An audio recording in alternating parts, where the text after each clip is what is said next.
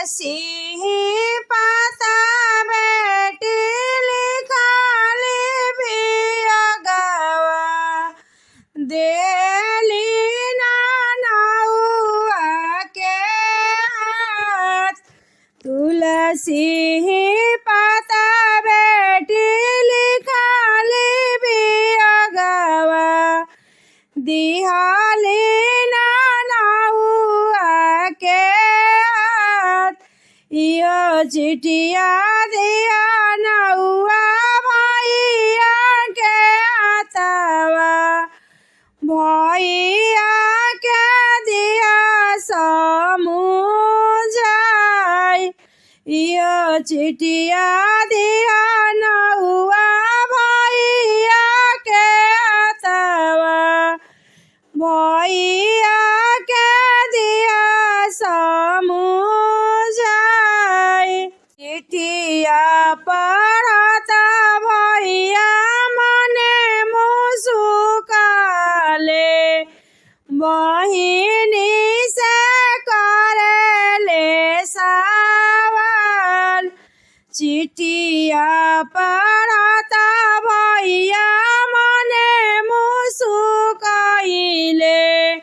बाबा के संपतिया बहिनी कदरवा तू जाइबू दूरा देश।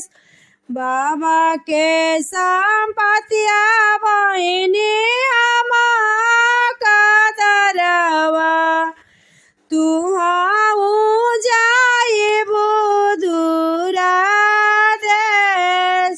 हरिह सेंदुरवा बहिनी आइबू पाराया तू जाइबू दूसरा देश। परते सेंदुरवा बहिनी आइबू पाराया जाइबू तू दूसरा ही देश। तना बचन बहिनी सुनाई ना पावेली चली भैली बाबा दरबार। एतना बचन बहिनी सुनाई ना पावेली चली भैली बाबा दरबार। सुतल बाबा जे उठेले चिहाई काहे बेटी आइलू दरबार।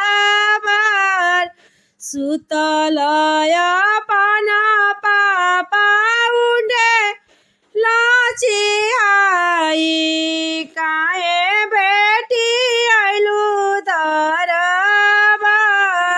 मम्मी के कखिया पापा दुई गो जनमले एगो बहिनी एगो भाई।